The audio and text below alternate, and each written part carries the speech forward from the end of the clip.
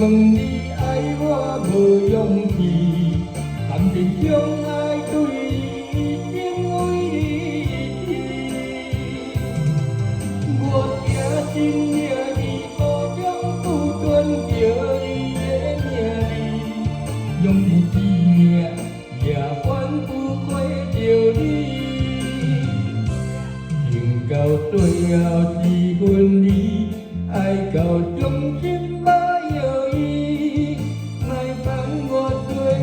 đi ngọt chiều đi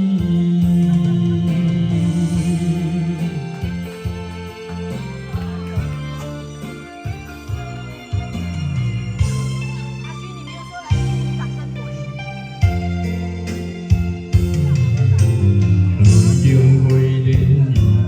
ngọt dòng chẳng chiều lại thắm thì kinh kinh buông man man thì hồng tiếng thôi đi khi mi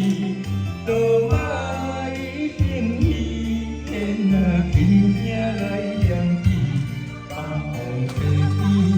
nan trôi đôi chỉ tôi đã nuốt trong ngày đi để quê em từng hồ đến muôn ngày không đi mừng có ai đình kinh mừng đi ai qua bờ dòng thì tặng tình chung ai tôi đi trên núi đi ngọt kia xin địa đi có trong tu tuân chiều đi nhẹ đi dùng tình chi nhẹ và quấn tu quê chiều đi dùng cao trôi ao chi buồn đi ai cao trong tim bao giờ y mai vắng ngọt tươi đi ngọt chiều đi đã nuốt trong ngày đi để quê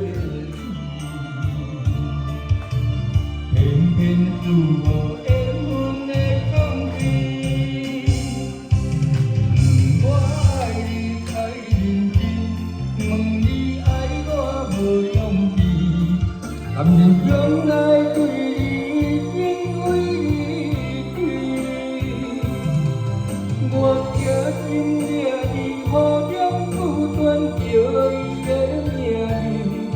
dòng tình chi nhẹ và quán tu quê chiều đi dừng cao tôi ao